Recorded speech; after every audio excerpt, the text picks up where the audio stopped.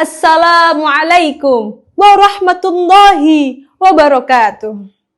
Hamdan wa syukran lillah, wassalatu wassalamu ala rasulillah, amma ba'dah. Kepada yang terhormat, Dewan Juri yang arif dan bijaksana.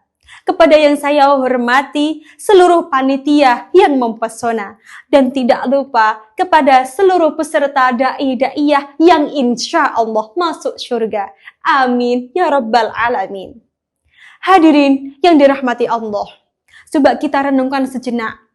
Mengapa di negeri yang kaya akan sumber daya alam ini masih banyak saudara-saudara kita yang hidup dalam kemiskinan? Mengapa di tengah kemajuan zaman masih banyak anak-anak yang putus sekolah karena biaya? Mengapa sebagian orang lain hidup bergelimang harta sementara yang lain kesulitan hanya untuk memenuhi kebutuhan pokok? Apakah Islam membiarkan kondisi seperti ini? Tentu saja tidak. Islam datang bukan hanya mengajarkan sholat, puasa, dan haji. Islam datang juga mengajarkan sistem ekonomi yang mampu menghadirkan kesejahteraan, keadilan, kasih sayang untuk seluruh umat manusia. Inilah yang dinamakan sistem ekonomi rahmatan lil alamin.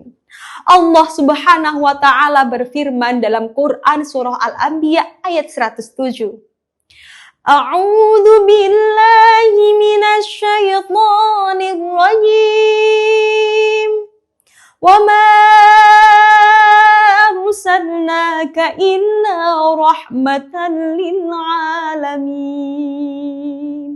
Yang artinya, dan tidaklah kami mengutus engkau Muhammad melainkan sebagai rahmat bagi seluruh alam. Ayat ini menunjukkan bahwasanya seluruh ajaran Rasulullah Shallallahu Alaihi Wasallam termasuk dalam bidang ekonomi bertujuan untuk mendatangkan rahmat, bukan hanya untuk umat muslim tetapi untuk seluruh umat manusia. Inilah wajah sesungguhnya ekonomi dalam Islam. Maqasid syariah dalam ekonomi. Pergi ke pasar membeli kurma, jangan lupa membeli gula. Ekonomi syariahnya sempurna, dunia akhirat sentosa selamanya. Jamaah yang dirahmati Allah, para ulama menjelaskan bahwasanya tujuan syariat Islam dinamakan maqasid syariah, yaitu karena menjaga 5 kebutuhan pokok manusia, di antaranya agama, jiwa, akal, keturunan, dan harta. Dalam bidang ekonomi, salah satu tujuan utamanya adalah hifdzul mal, yaitu menjaga harta. Namun, di dalam Islam, menjaga harta bukanlah menumpuk harta sebanyak-banyaknya. Menjaga harta adalah mendapatkan harta dengan cara yang halal, mengembangkannya secara produktif, menjauhkannya dari riba, penipuan, korupsi, dan menggunakannya untuk kemaslahatan.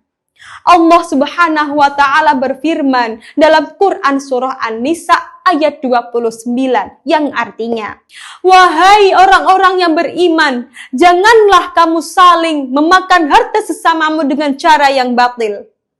Ayat ini sangat relevan dengan kehidupan kita sekarang.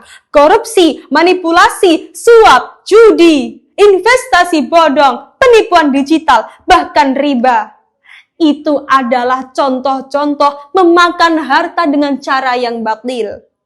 Sebaliknya, Islam mendorong umatnya untuk bekerja dengan keras, berdagang dengan jujur, dan menciptakan kemanfaatan untuk orang lain.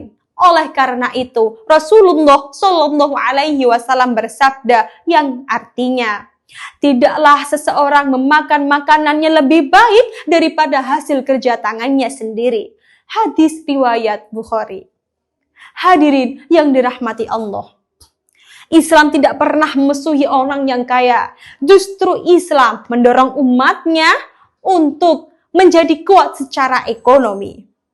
Namun, kekayaan bukan untuk dibanggakan, bukan untuk dipamerkan. Justru kekayaan menjadi jalan untuk berbagi kepada sesamanya. Oleh karena itu, maqasid syariah mengajarkan kepada kita bagaimana mencari keuntungan dan menjaga keadilan sosial. Saudaraku, harta bukan hanya milik pribadi, tetapi ada hak milik orang lain di dalamnya. Apabila prinsip ini dijalankan, niscaya ekonomi akan mendatangkan kesejahteraan, keadilan. Kemiskinan akan berkurang, kesenjangan sosial akan menyempit, dan berkah akan turun di tengah-tengah masyarakat. Jalan-jalan ke Kalimantan, jangan lupa membawa uang. Zakat infak jangan ditahan, harta bersih hati pun tenang, harta bersih hati pun tenang. Kesepian tanpa kekasih, cukup sekian dan terima kasih. Wallahul muwafiq ila aqwamit thoriq. Assalamualaikum warahmatullahi wabarakatuh.